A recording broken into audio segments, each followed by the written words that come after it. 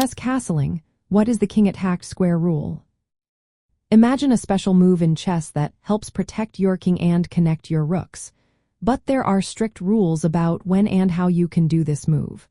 One key rule is about the squares the king moves through. This is called the king attacked square rule. It means the king can never pass through or land on a square that is under attack by an opponent's piece during castling. Let's break it down. When you castle, the king moves 2 squares toward a rook. The rook then jumps over the king to the next square. But before doing this, you need to check a few things. First, the king must not be in check at the start. Second, there can't be any pieces between the king and the rook. And third, the squares the king moves over or lands on must not be attacked by enemy pieces.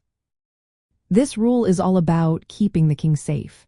If the square the king passes through is attacked, castling is not allowed.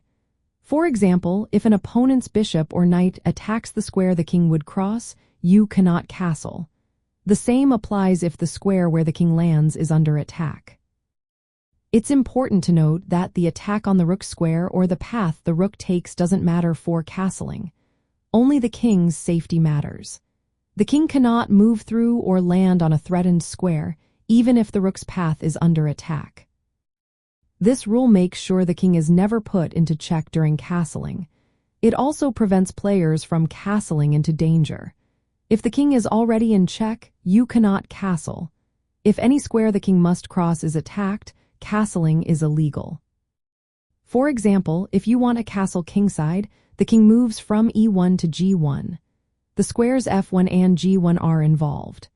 If f1 or g1 is attacked by an enemy piece, castling is not allowed. But if the rook's square or the path it passes over is attacked, it doesn't stop the move. Understanding this rule helps players avoid illegal moves and plan safer strategies. It emphasizes that the safety of the king is the top priority during castling. Always check the squares the king will pass through and land on before attempting to castle. This way, you keep your king protected and follow the rules of the game.